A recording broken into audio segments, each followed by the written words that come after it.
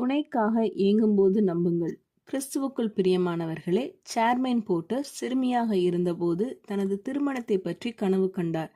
ஆனால் 30களின் ஆரம்பத்தில் இருந்தபோதும் கடவுள் இன்னும் அவருக்கு ஒரு வாழ்க்கை துணையை அளிக்கவில்லை. ஆனால் திருமண வாழ்க்கை என்ற ஆசை அவரில் இருந்தது. அந்த அனுபவத்தை சேர்மேன் இப்படியாக சொல்கிறார். முதலில் அவர் எனக்கு அந்த விஷயத்தை கொடுத்தார் என்பதை நான் உணர ஆரம்பித்தேன். அவை ஒரு மோசமான விஷயம் அல்ல, அவை ஒரு புனிதமற்ற விஷயமும் அல்ல. ஆனால் ஏன் நான் அந்த விஷயங்களை விரும்பினேன்? பின்பு நான் அவரில் மதிப்பையும் திருப்தியையும் காணத் தொடங்கினேன். அவர் அவற்றை குணப்படுத்த தொடங்கினார். மேலும் அவர் என்னை செய்ய அனுமதித்த விஷயங்களிலும் மகிழ்ச்சி கண்டேன் என்கிறார். சகோதரி நான்சி சொல்கிறார்கள், பல நேரங்களில் திருமணமாகாதவர்கள் வாழ்க்கை துணை கிடைத்தால்தான் அவர்கள் முழுமையாக மகிழ்வார்கள் என்று நினைக்கிறார்கள்.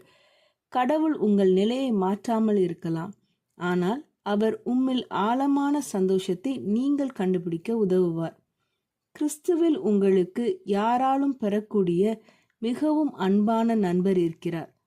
இன்று உங்களுடன் நடப்பவர், நித்தியம் முழுவதும் உங்களுடையவராக இருப்பவர். இன்று உங்கள் ஏக்கங்களை அவரிடம் ஒப்படைப்பீர்களா? ஜெபம் செய்வோம்.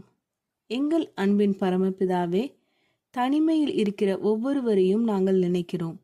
அவர்கள் தங்கள் வாழ்க்கையில் நிறைவை உம்மில் காண நீர் அவர்களுக்கு உதவி செய்யும்.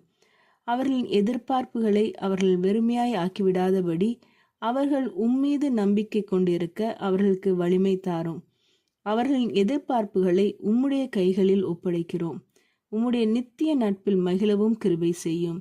இயேசுவின் மூலம் ஜெபிக்கிறோம் பரமபிதாவே, ஆமீன்.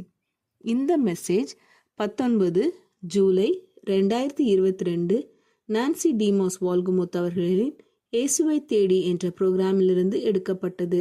கர்த்தர் உங்களை ஆசீர்வதிப்பாராக.